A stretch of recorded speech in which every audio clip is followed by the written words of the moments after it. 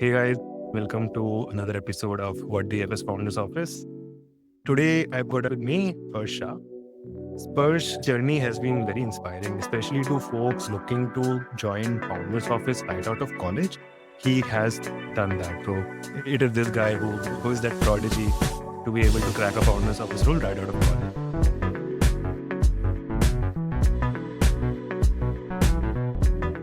So I would like to hand it over to Sparsh to give a little intro about himself to the audience, and we can take it from there. Welcome, Sparsh. Thank you so much for taking time on a Saturday. Hey, Rachit. Thank you for that glamorous intro, but not I'm a prodigy. Yeah. Hi, guys. I'm Sparsh. I am a 22-year guy from Vadodara in Gujarat. My background is that I pursued MS Economics from Pilani, and post that I joined Founders Office at Deconstruct. Deconstruct is a skincare startup. We make amazing sunscreens, serums, moisturizers, and all. I am there helping the company in strategizing as well as execution. If you talk on a personal level, my hobbies are reading, swimming, listening to music, and I play almost all kinds of sports. Are you following IPL these days? I ask most of the days, at least the MICSK or RCB CSK matches. Not GT? You're not a GT fan? I was a GT fan, but now the team is more favored to MI or something. Yeah, man. Hardik is not there. So, yeah. Even I was a MS Economics grad. So, what was your dual and what was your college journey like? I'm assuming you would have done some internship during your undergrad, and that sort of made you pivot to the Founders Office role. Could you help us understand a little bit more on that? Sure. Firstly, I'd like to clarify, I didn't have a dual. I didn't pursue the BE degree. I am Oh, interesting. Nice. Yeah. So I only did the MS Economics. That's a 4-year course in Pilani. The idea was pretty much that I wanted to always go into a role related to more of finance or strategy and a non-technical role. Yeah, that was the idea. And that's why I didn't opt for a BE in the first place. Apart from that, in my undergrad, I pursued various internships. I did an internship as a business analyst. I did an internship as a research analyst at Indian Institute of Public Administration. And I also did an investment banking intern at a VC startup. So I have a pretty much generalist background. So I think that all led down to me exploring a further avenue where my all these internships, all the different domains that I learned, gathered, and I was able to utilize it to some good aspect for a particular company. Got it. You've had varieties of experiences. If I remember my days as an economics undergrad, I had a research internship at IIM Bangalore. I was also part of the Center for Public Policy. As an economics grad, I can relate that that is something which tickles our brains. We like to explore that. But tell me one thing, what clubs or societies were you a part of that sort of helped you to navigate that Founders Office as a career option? Okay, the first major association that I was a part of was the Economics and Finance Association. We call it the EFA. There, I did almost all kinds of work. As a junior, you need to organize and execute fests. Let's say, we're practically running here and there just for an execution of an event in the technical fest of the Pilani. But after that, I also was the joint coordinator there. So I also managed a team of juniors and strategized about what new events we could bring into that, what new sessions, guest sessions and all. We started a series of guest sessions from the finance background for the juniors at Pilani who want to gain knowledge into the technicalities of navigating a finance role. And all, we also participated into cross-university events and all, competitions and all, key competitions. We organized a stock market trading event in Pilani. Okay. So that was one of the things. The second major commitment I had in campus was I was a part of the placement cell at Pilani. I joined the junior committee. I worked there for 1 semester and then I got promoted as the head of logistics and operations, where my role dealt mainly for executing the entire campus placements that was going on for a semester. Do you feel that being a part of the placement unit helped you get exposed to what Founders Office roles could be? Because you would be interacting with so many companies coming for placements and everything. Do you feel that was a contributing factor? I think that was the most contributing factor. That is a major milestone in my life where I got exposed to the workings of Founders Office. As head of logistics, I managed timelines of each of the campus placement, each company coming into, talking to HRs of each company, preparing detailed sheets for assignments and everything for the rounds of campus placements, coordinating with students who are part of the placement interviews for each of the companies. And let's say it also goes down to very minute on the ground tasks. Let's say booking rooms for the people who visit to campus, the HRs and all, managing the timelines with the labs and computer labs for tests. It all boils down to how efficiently you can manage tasks within set deadlines and with an external agency at stake. The reputation of Pilani was at stake, which inspired me to make sure that everything falls into place. And I think, yeah, this sort of shaped me to get into founder's office. Interesting. And for folks who are listening out there, who are part of our audience and currently doing their undergrad, this is a very interesting takeaway that if I were back in college, that is something that I would want to be a part of the placement unit. Folks from the PU have done exceptionally well in their careers. And also because they, from the very beginning, like you mentioned, you were doing all sorts of odd jobs just to make sure that the company, that the recruiter that is coming to the campus, they are at ease, to make sure that everything conducts very smoothly. And that is, primarily what founders of the guy in the initial days, at least they have to do, making sure that the execution of a task is conducted properly. And then once you've built the trust with your founder, with your senior stakeholders, that's when you get to be a part of the strategizing team as well. Cool. Moving on to, let's understand what a founder's office guy in a D2C brand would probably be doing. Because so far we've spoken with people who have worked in different B2B SaaS businesses and fintech AI businesses. This is a very niche sector. Would love to understand how the role might differ from what I have experienced. So I'll talk about the sector first. Deconstruct is a part of overall FMC sector. And under that, it falls into the BPC, beauty and personal care segment. And BPC as a segment in India is growing at a massive pace. You might have heard that minimalist was in the headlines for the past and all. Yeah. New brands, new launching sunscreens, serums, moisturizers, and all. And plus, there is a shift of audience actually who are getting actively involved into skincare. They understand skincare as a major portion of their life, which could enable wellness on a physical level for them. So, like the target audience is as well increasing, and as a category, it's moving at an exponential rate. So BPC as a segment is going to be a huge portion of the FMCG sector in the coming years. Deconstruct is doing exceptionally well for the scale at which it is. We recently raised Series A funding, and so now we are moving on, exploring into new avenues.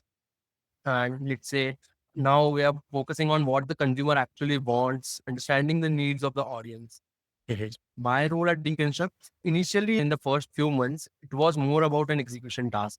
Let's say all the running projects with deadlines, I needed to get it done, coordinate with the internal teams, and build an understanding of how the company was operating. Yeah. That were that was where my most of the time went initially, to learn about the functions of each teams, how cross-function team enablers can be done, and about what external agencies also we are working with. After that, I got somewhere into the strategizing and handling projects end to end. Let's say, took whatever may be a problem statement, just take it up, research about it, find out a path that we could most efficiently achieve the target that was there for the particular problem statement. And then comes the execution part to execute it as efficiently as possible. Got it. So, are there any major verticals that you operate with on a day-to-day basis? Like, for example, is it the product management team? Is it the finance team? Any particular vertical, or is it all across? So it's mostly all across. Currently, I'm managing multiple projects at a time, each involving a specific department that I have to work with. Let's say the supply team, the marketplaces team, the finance team, and the founder itself. When you are in the founder's office, you need to be all over the place and stay updated. But yeah, I think my major projects has led me to mostly work with supply and finance teams. So, were you a part of the team that also helped in closing the funding rounds and everything? Yeah, so actually, my first project was the due diligence. I joined in when the DD was going on, and that was, I think, the thing that got me into the role. Understand how everything was going on, because DD is about having everything into place and giving it into a proper format to an external stakeholder, let's say an auditor or something. So I was not a part of the pitching, but I was a part of the data giving and preparations. So whenever the auditors requested any of the data, I was the one preparing it, and I was the one helping the finance team execute some of the tasks. I got into some of the legalities of the paperwork that were going on. That was a very good experience for me. because it got me into a learning which I don't think I would have received in the starting few months of it. And I resonate with that sentiment because even my first project was helping Lucidity close their. At that time, we were closing our seed round. Not coming from a legal background, it is very difficult to understand all those terminologies. Being able to communicate to the legal team that this is what needs to be done. This is the CPCS document. This is task 3 needs to be done. I remember all those days, man. But yeah, incredible. The kind of exposure that it gives you, right? It prepares you if you ever have to raise funds for your own company. I have been of a very personal opinion that it prepares you well for the entrepreneurial journey you would like to pursue in your coming days. Hats off to that. Founders office is challenging at times. There's no, even though it has been glamorized, it has been talked highly about so many times in the past.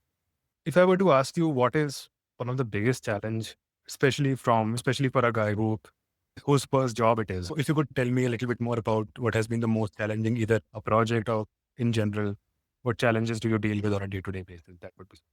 I think the biggest challenge that I personally faced in the founder's office role is navigating ambiguity.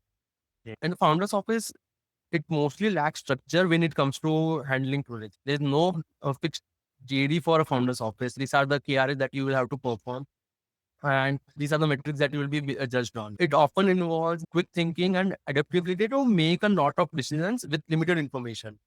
Plus, you need to have that knack of getting to the answer without having any background of the scenario that you are placed into. So that was a challenge, let's say, with the legalities of the DD, and let's say for other few projects, let's say filing with government agencies or something like that. I had no background into that. But just to get what you want out of a project, you start researching about it, you start talking to the people, you start even learning from the team as well. And that gets you into the exposure that you want. But ambiguity still stays in the founder's office. But that is, I think, the most exciting part about the role. And even today, after almost 3 years in this role, that ambiguity will always be there because if you ever want to become a founder, there will always be uncertainty. There will always be hundreds of things that you have to do for the company. And I think over time, you just get better adjusting to that uncertainty, that being helter-skelter all over the place just becomes a part of life. That's been great to understand what a guy in a D2C company in a founder's office generalist role typically does. Recently, we started introducing a new section called Rapid Fire. It's going to be straightforward, just whatever comes to your mind. Let's get started with the first one and the one that you would have also experienced when you were exploring this role. The first one is, what has been the major misconception when it comes to the founder's office role that you have heard of?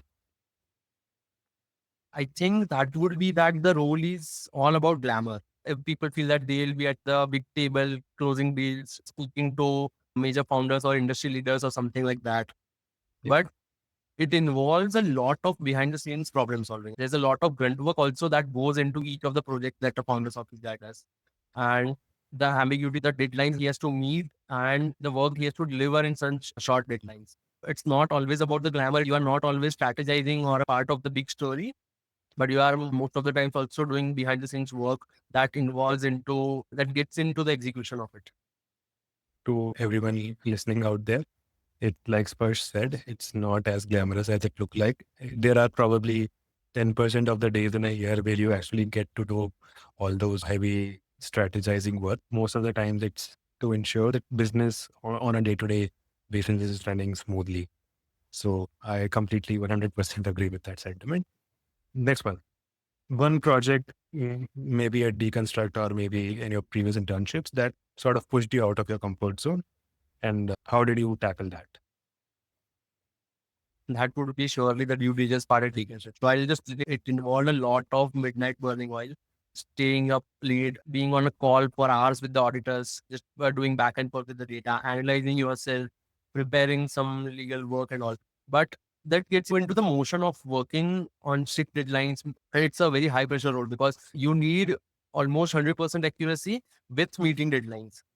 And that is the crux of founders office. I think you need to be pretty much perfect with your role, but at the same time you need to meet some harsh deadlines, and when it comes to external agencies that are being involved, you need to be on top of it. Next, best career advice that you've received.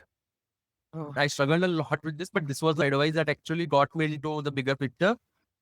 It ran something like, "Hey, in your work, it's better to be 90% perfect and meet the deadline rather than overrunning it and to be 100% perfect in your work." I understand that a lot of folks who are enthusiasts, they will be like, I want to deliver a perfect picture, or I want to deliver a perfect analysis of something that has to be demanded. But if that goes over the deadline that you are expected to deliver the work into, then it's not as important. It's better to be 90% perfect in your work and still with the deadline. A friend of mine told me Founders Office is all about the TAT that you can deliver your work into. So TAT means turnaround time. So how fast you can actually get the project going and how efficiently you can complete it within the shortest time possible without compromising on the quality of. By the way, whoever gave you that advice, it's a fantastic piece of advice and something that every day my own founder also keeps giving me, that you have to always prioritize. You After a point, you have to prioritize shipping it fast rather than overcomplicating it and then never being able to deliver. There's a very famous quote. I think I read it somewhere there's a book called Launchpad, which talks about Y Combinator startups. I think there was this quote called screw it, ship it. Don't overthink it. Just go ahead and implement the best solution that comes to mind. You can always keep iterating when it is out there in the market. That's right. Awesome. Okay. Last piece of this rapid fire round. If not founder's office, then what role would you have taken up? I think that would be a VC analyst role because being from a economics and finance background, I always wanted to pursue a role into finance. And I love to evaluate startups, to research about the ongoing market trends, to read about the deals that have been going on around in the ecosystem. The thought of having a client and managing a deal end to end, closing deals is what interests me. Sparsh, PC analyst is one of the great exit opportunities from the founders office roles. I've talked about it in another video on this channel. Are concerned, where will they end up after the founders office stint? And VC analyst is something which people definitely explore, and a lot of my friends have transitioned into that role. I would say keep your options open, and that is something definitely that you can consider in the future. This has been fantastic. Last closing remarks, any piece of advice that you would want to give to aspiring, especially currently college going students who want to move into a founder's office role? It could even be in terms of how to draft their resume or any piece of advice that you would like to.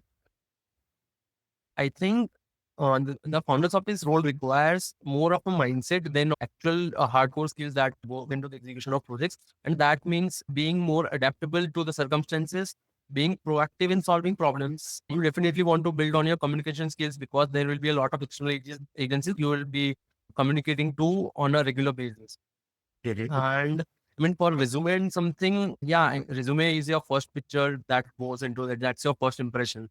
So have a need to include pointers that are of actual impact because founders office role is about high impact. And if you could show that on your resume, that gives you browsing points and show your impact in terms of numbers as well. If even if it's a college base, so let's say one of the impact was when I handled placements as in a member of placement cell, right? I pitched to let's say over 50 companies. So just show that number to them that shows the magnitude of work you have done. Right. Absolutely. Being able to highlight that impact, I think, and I often tell this to people who want my advice on how to make that perfect resume. You have to be a great storyteller. And to be a great storyteller, you have to write a lot. People often get confused that resume is a one-pager document. They just have to write concise bullet points. I always tell them that start with creating a master document where you have list all your accomplishments, just pour your heart out on that document, and then you can reverse engineer and trim it down to what needs to be kept and what needs to be removed. But yeah, you highlighting those impact points, spikes that they call it in consulting terms as well, in numbers, the impact that you deliver. Yeah. Cool. I think Spurs, that's been really interesting, really great conversation with you. I'll leave your LinkedIn down below. That's fine with you, to folks who actually want to have a conversation with you about how you transition to this role. But for today, I think this has been a great conversation. Thank you so much for your time. And again, I'll let you enjoy your Saturday now. Let's stay in touch, speak soon. And if you're coming at that Bitsa event, let's meet over there as well. Sure, sure. Thanks to you, Rachit, for inviting me to this talk. And it was great interacting with you. Likewise, man. So all the very best. Take care.